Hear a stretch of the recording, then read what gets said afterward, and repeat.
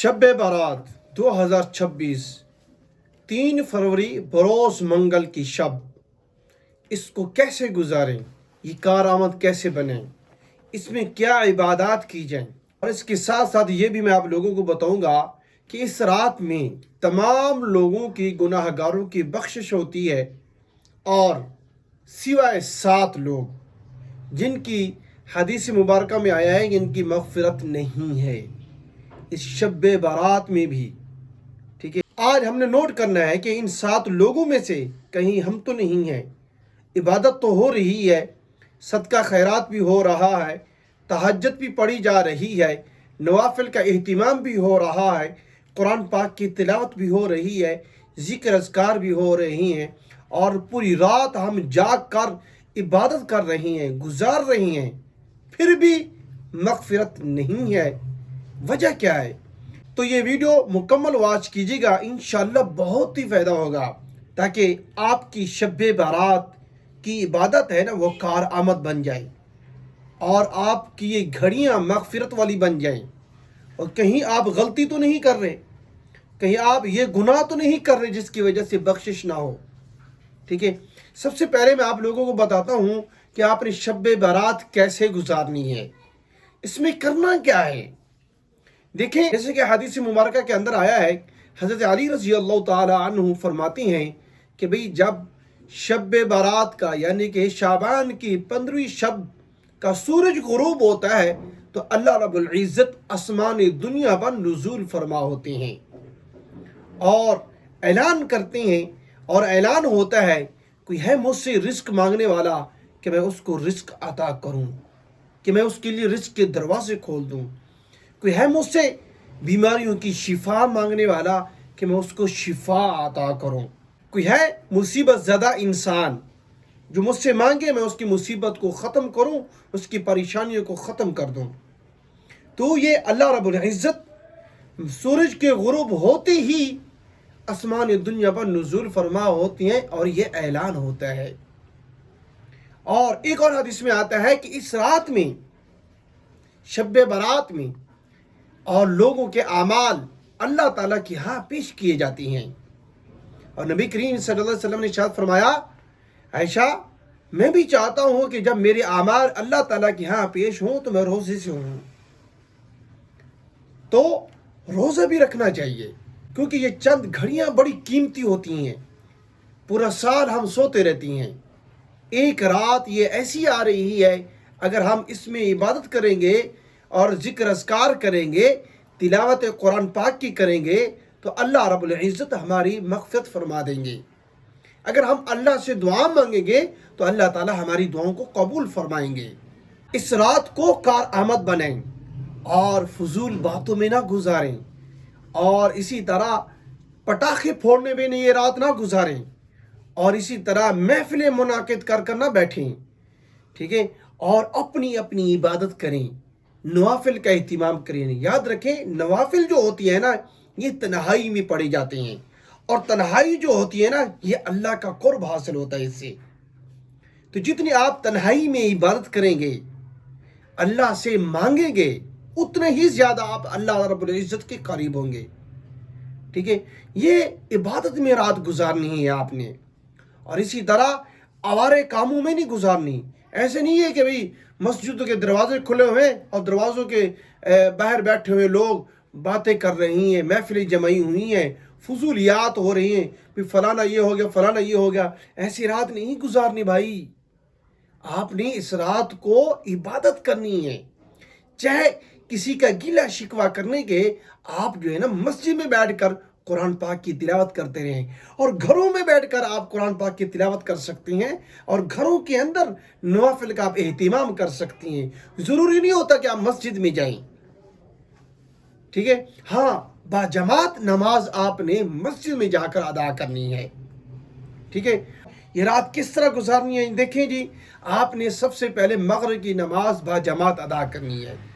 मगरिब की नमाज पढ़ने के बाद 2 सुन्नत अदा करने हैं, फिर 2 नफिल, फिर उसके बाद फिर आपने 6 रकात अबाबील की अदा करनी है। ठीक है, और इसकी बहुत बड़ी फजीलत है। और ये रकात अदा करने के बाद آپ کھانا کھا سکتے ہیں، کھانا کھائیں، آرام کریں تھوڑی دیر، کھانا کھانے کے بعد مسجد میں آ جائیں، عشاء کی نماز با جماعت ادا کریں اور سنتیں پڑھیں، وتر پڑھیں، اور اس کے بعد قرآن پاک کی تلاوت کرنی شروع کر دیں۔ گھنٹہ آدھا گھنٹہ لازماً آپ قرآن پاک کی تلاوت کریں۔ تلاوت کرنے کے بعد پھر آپ تھوڑی دیر آرام کر لیں۔ آرام کرنے کے بعد جب آپ رات کا آخری حصہ آئے اور جب سحری کا ٹائم ہو، اٹھو، سحری کے لیے اٹھو، روزے کی نیت سے اٹھو، ٹھیک ہے؟ اور روزہ رکھنے سے پہلے یا پہلے سحری کھا لیں یا سحری کھانے کے بعد آپ جو ہے نا کم از کم تہجد کا اہتمام کریں، تہجد پڑھیں۔ یہ اللہ رب العزت کو بہت زیادہ پسند ہے، تہجد کا اہتمام کریں۔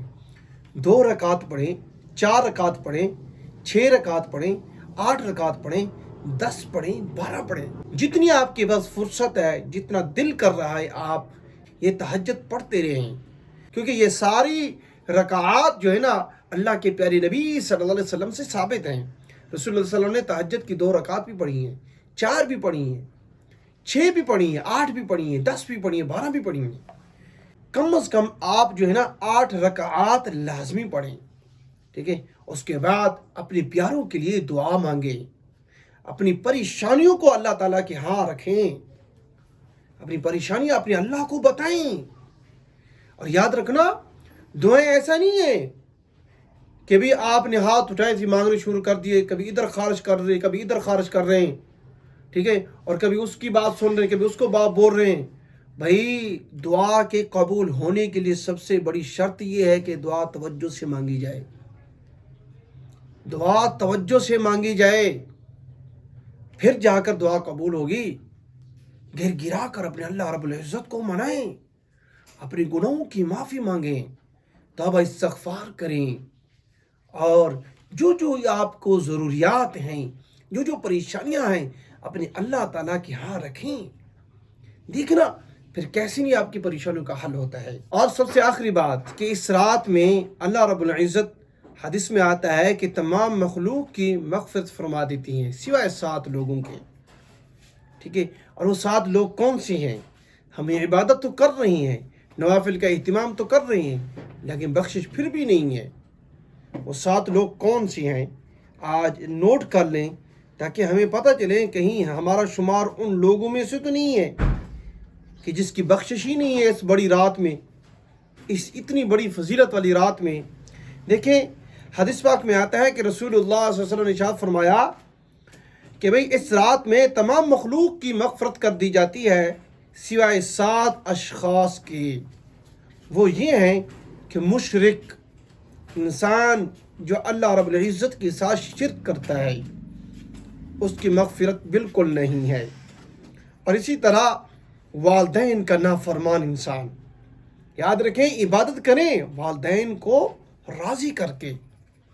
اگر والدین آپ سے ناراض ہیں تو ان کو لازمی ان سے معافی مانگیں اور ان کو منائیں اور ان کی فرما برداری میں آ جائیں۔ والدین کا نافرمان نہیں ہونا، ورنہ اتنی بڑی رات میں بھی بخشش نہیں ہے۔ اور تیسرا شخص بغض کینہ رکھنے والا، اس کی بھی بخشش نہیں ہے۔ جو کسی دوسرے مسلمان بھائی کے لیے بغض اور کینہ دل میں رکھتا ہے، اس کی اللہ رب العزت اتنی بڑی اہم رات میں بھی بخشش نہیں فرمائیں گے۔ تو اپنی دلوں کو صاف رکھیں۔ کسی سے ناراضگی ہے یا آپ کسی سے ناراض ہیں تو صلح صلیبی سے رہیں، صلہ رحمی کریں اور معاف فرما دیں اور معاف کر دیں ایک دوسرے کو۔ اور یہی رات ہے، کیا پتہ آگے زندگی ہو کہ نہ ہو، ٹھیک ہے؟ اس رات کے اندر جتنی بھی ناراضگیاں ساری ختم کر کے آپ یہ رات گزاریں گے انشاءاللہ۔ چوتھا بندہ کون سا ہے جی؟ دیکھیں شرابی انسان، بھئی دیکھیں شراب نہیں پینی، یہ اللہ کو پسند نہیں ہے، اور شرابی انسان کی اتنی بڑی رات کے اندر بھی بخشش نہیں ہے۔ تو پھر اگر آپ شراب پیتے ہیں تو اللہ سے معافی مانگیں، توبہ استغفار کریں اور اللہ کو راضی کریں۔ اور اسی طرح 5واں شخص قاتل انسان، جو کسی انسان کو، جو کسی مسلمان کو ناجائز قتل کرتا ہے، اس کی بھی اتنی بڑی رات کے اندر جو ہے نا بخشش نہیں ہے۔ اور اسی طرح نمبر 6، اپنی شلوار جو ہے نا ٹخنوں سے نیچے لٹکانے والا۔ مردوں کو یاد رکھیں، شلوار جو ہے نا وہ ٹخنوں سے اوپر رکھنی پڑتی ہے۔ شریعت کے اندر ہے کہ بھئی جو ہے نا شلوار جو ہے نا، مرد حضرات جو ہے نا اپنی شلواریں ٹخنوں سے اوپر رکھیں۔ ایک اور حدیث میں آتا ہے کہ جس کی شلوار ٹخنوں سے نیچے ہوگی نا، جتنی شلوار ٹخنوں سے نیچے ہوگی اتنا ہی حصہ اس کا اللہ رب العزت کل قیامت دن اس کو جہنم میں جلائیں گے۔ دیکھیں کتنا بڑا عذاب ہے۔ مرد حضرات جو ہے نا اپنی شلواروں کو ٹخنوں سے اوپر رکھیں، اور عورتیں جو ہے نا اپنی شلواریں ٹخنوں سے نیچے رکھیں۔ اور یہاں پر حالات الٹ ہیں، عورتوں کی جو شلواریں ہیں وہ ٹخنوں سے اوپر ہیں، مردوں کی نیچے چلی گئی ہیں۔ تو اس کا بھائی خاص خیال رکھیں۔ اور نمبر 7، چغل خور، جو چغل خوری کرتا ہے، جو لوگوں کو آپس میں لڑواتا ہے، ادھر کی سن کے ادھر بتانا اور ادھر کی سن کے ادھر بتانا، اس کو چغل خوری کہتی ہیں۔ یہ خاص طور پر یہ عورتوں میں یہ بیماری پائی جاتی ہے۔ تو جو ہماری اسلامی بہنیں ہیں جو یہ میری ویڈیو دیکھ رہی ہیں، ان کو چاہیے کہ بھی اس چیز کا خاص خیال رکھیں، یہ چسکے نہ لیا کریں، یہ بہت بڑا گناہ ہے۔ اور اس رات میں، اتنی بڑی رات میں بخشش نہیں ہے۔